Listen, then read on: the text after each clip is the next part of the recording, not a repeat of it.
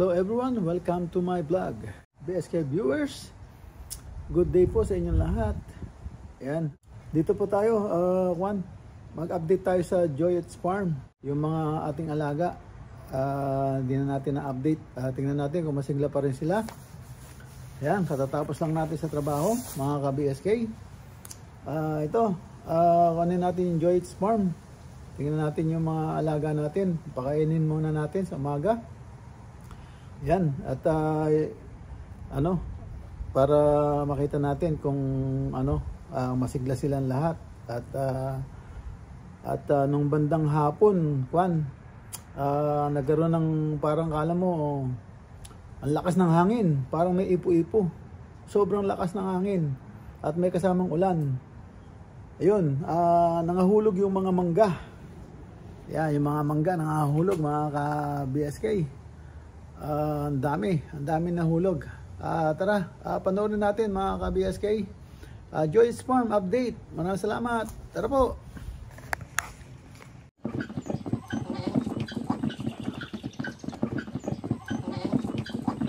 Mga ka-BSK, grabe. Kita nyo naman, no? Talagang ang sigla nila. Talagang gutom na gutom lang. Ayan po ang ating mga manok. At yung mga bibi doon sa kabila, nag-iikutan na. Siguradong gutom na rin yan.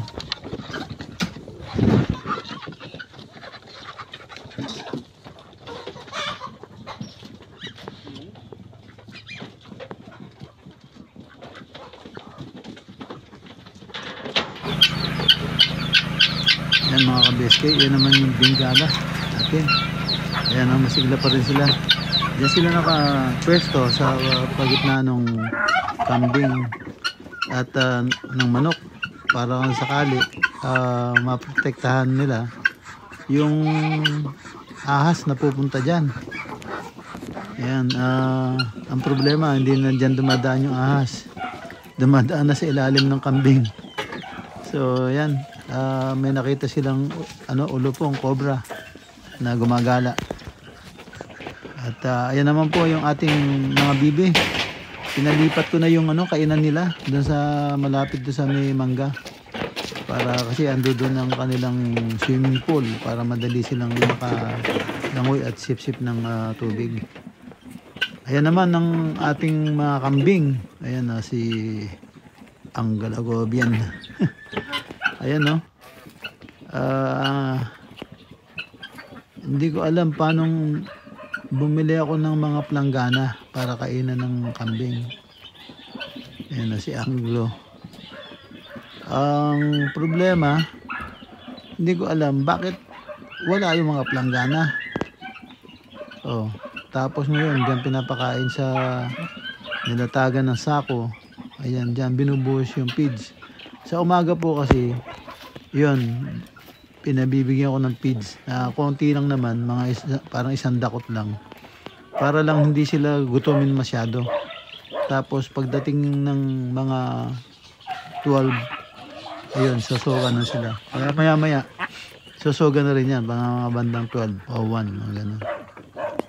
Ayan ang ating mga bibi. Ayan.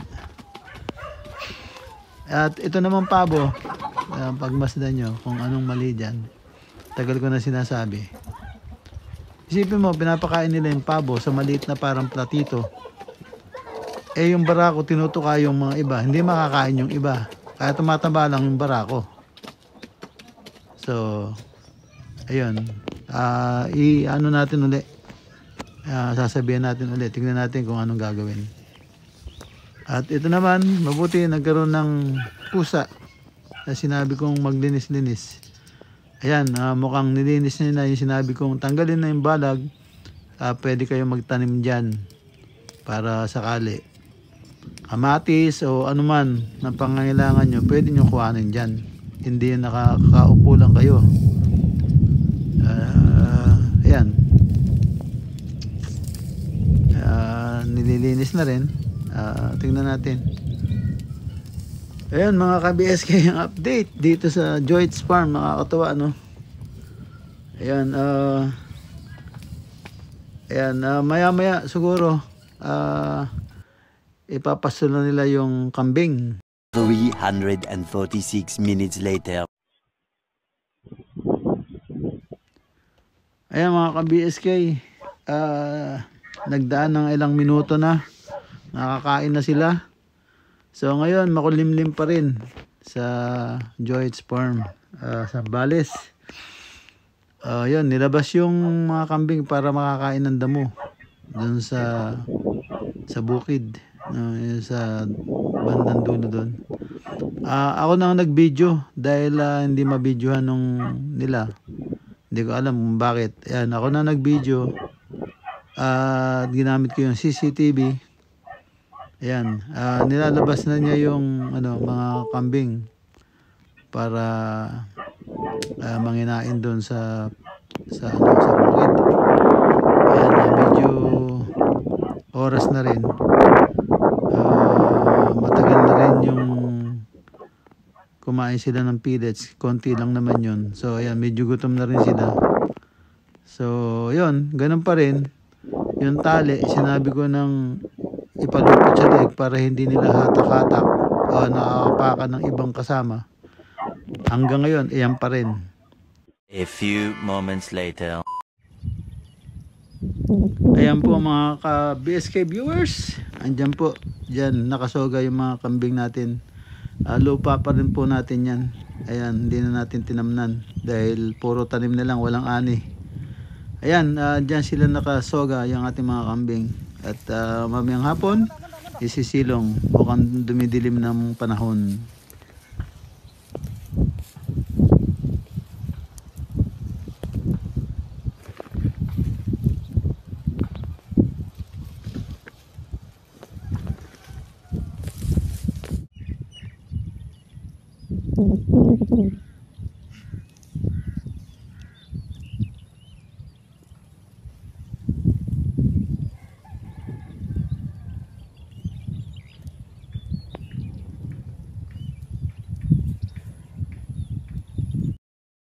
$346 minutes later. Ayan mga ka-BSK, at ayan, ipapauwi na po yung pinastol na kambing dahil lumalakas po yung hangin kung nalagyan nyo sumisipol. So ayan, ipapauwi na po ni Daniel yung kambing para at least kung umulan man ay nakasilong na sila. Ayan, total nakakain na rin lang ng damo. Ayan, pinapauwi na. Magandang tignan. Nakakatuwa at nakakaalis ng stress.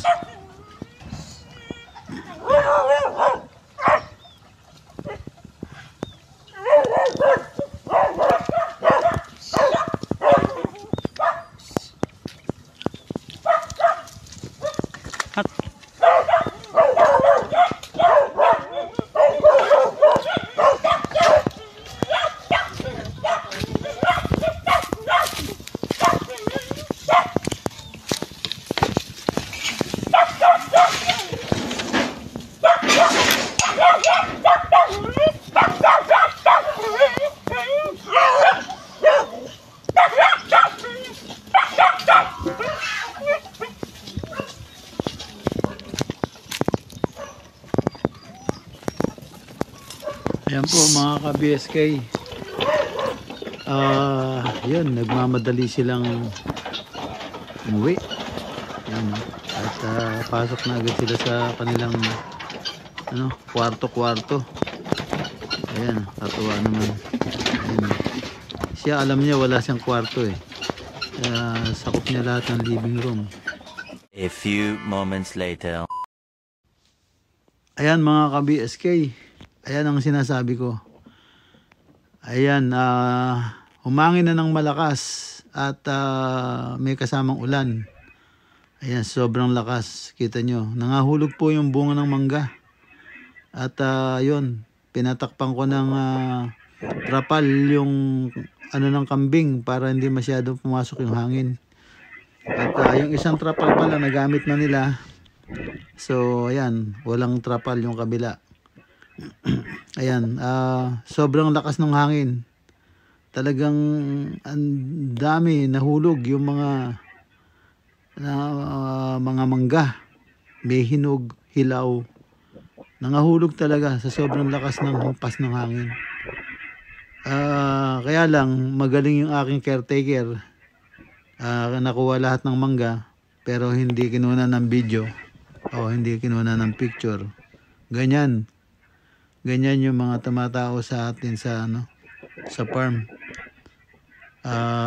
Sila lang nakakaalam. Yan, nakikita lang natin sa CCTV. Pag sinabi natin tapos na. Kasi nakita natin sa CCTV. So yan.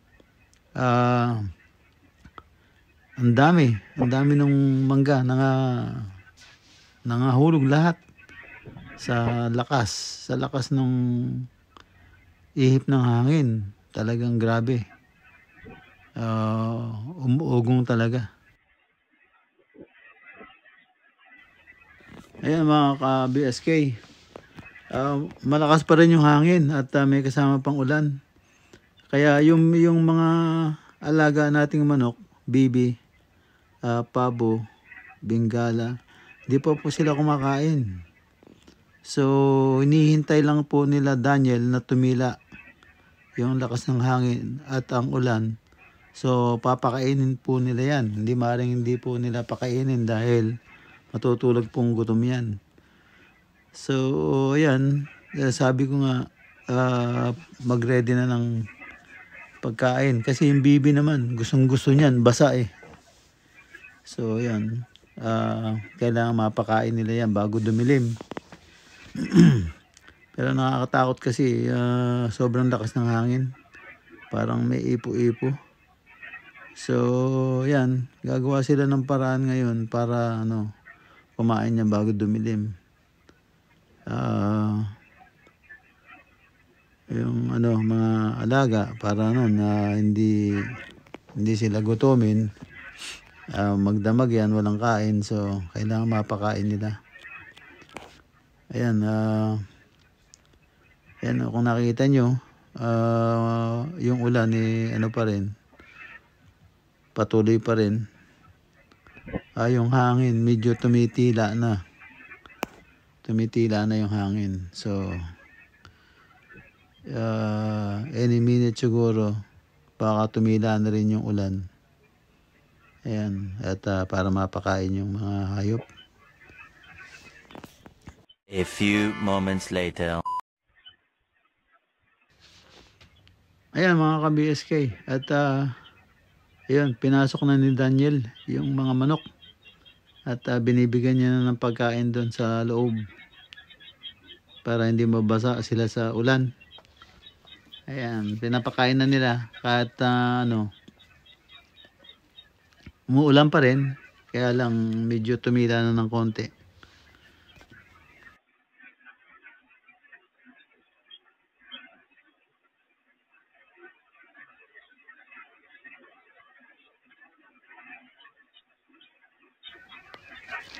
Ayan, si Daniel at nagmamadali, binubuhos na yung pagkain ng mga bibi. Ayan, dyan na lang niya pinakain. Total, umuulan naman daw.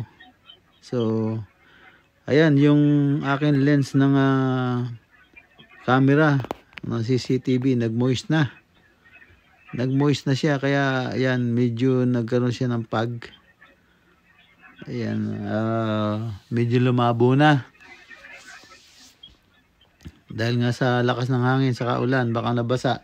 Sana wag naman masira, no? Ayan, may bubong yan. Ayan, ating CCTV, pinalagyan ko ng bubong para nga hindi mainitan at hindi rin maulanan. Kasi hindi, baka mabasa ng gusto, hindi na umandar kasi may speaker yan. So ayan, lumabo na ng gusto yung lens ng camera dahil sa umuulan nga po, nag-moist o dahil malakas ang hangin, baka na lagyan ng tubig yung lens. So kaya ganyan siya kalabo ngayon. Yan, Yun, umikot si Daniel doon sa kabila. Pinakain yung ano, pabo. Saka yung bengala. Ayan. Yung kainan nung ano, kainan nung bibi, nilipat uli dyan para daw malapit kasi umuulan. So ayan, dyan lang muna. Palipat ko uli. Bukas siguro pag hindi na umuulan. So ayan, mabuti may natira pang isang tolda. Kung hindi, mahirapan yung ating mga kambing at malamig. Giginawin yan mga yan. At mahina sila sa sa lamig. So ayun, si Daniel at nabigyan niya na lahat ng mga alaga. Nakachibog na rin, so okay na yan.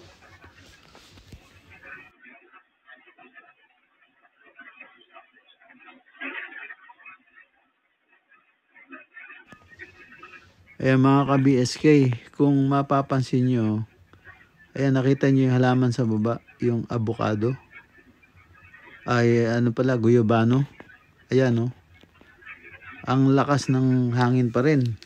Pero tumila na siya, hindi na masyado, pero malakas pa rin. At may kasama pa rin ulan. So ayan makita nyo talaga. Yung sa mga dahon, ayan umuugong talaga sa sobrang lakas. So ayan po, napakaaga ng tagulan yata. At ngayon pa lang pamahal na araw tawag dito, dapat mainit ngayon talagang may hangin at may ulan. Ayan po ang mukha ng Joy's Farm. Ayan yung mangga na yon. Yung mangga na yan. Ayan, namunga rin ng marami silang nakuha dyan. Baka pagdating natin siguro papa-sprayan natin yan, yung matanggal yung mga langgam, yung antik kung tawagin, malalaki, para matuloy yung mga bulaklak niya at dumami yung bunga. Ayan, asikasuhin natin yan.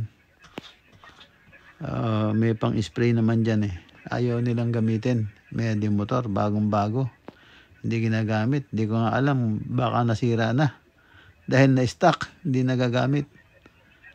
So yan, ang labo ng talagang natubigan yung ating lens. Ayan mga ka-BSK kung makita nyo, ayan, kuwan siya, talagang yung ulan parang magtatagal dahil continuous ang patak niya. Hindi naman ganong kalakasan, pero continuous na na medyo nawala na yung hangin. Kung nakita nyo yung hangin doon sa guyabano sa dahon, yun hindi pa masyadong malakas na, hindi katulad ng una. Ayan at nakasecure tong kabilang para hindi sila mabasa o hindi sila ginawin ang ating mga kambing. Ayan, naghahanap tayo, pinopokus natin kung may makikita tayong mangga. Pero naalala ko, may net pala yan. Pag nahulog dun sa bubong ng yero, gumugulong yun papunta dun sa dulo. Dahil may net, so wala tayong makikitang mangga dyan sa baba, sa lupa. Ando doon sa may bandang bakod, doon sa likuran, doon naggulungan lahat yun. Dahil may net yan paikot. Ayan ayun. Minsan may nakikita tayong may nahuhulog ba, lumulusot. Ayan mga ka-BSK, masarap yung mangga yan, mga nahulog, lalo na hinog namumulot tayo dati niyan nung tayo ay bata pa. Kailangan natin makapulot ng hinog na mangga dahil wala tayong ulam. Inuulam po natin yan. Tapos lalo na kung merong inihaw na tuyo o kaya pinirito. Ayan, the best. Ang sarap niyan. Ayan ang hinog na mangga. Inuulam po natin yan. Ayan po mga ka-BSK. Maraming salamat at na-update natin yung ating Joyets Farm. Ayan. Dito lang po muna. Ayan, maraming salamat po sa panonood at tiwala. Sana huwag kayong magsawa. Kita-kita tayong muli sa susunod na upload mga ka-BSK at silent viewers. Yan mga aking subscriber. Maraming salamat po sa inyong lahat. Sa aking mga kaibigan. Salamat. Huwag niyo pong kakalimutan.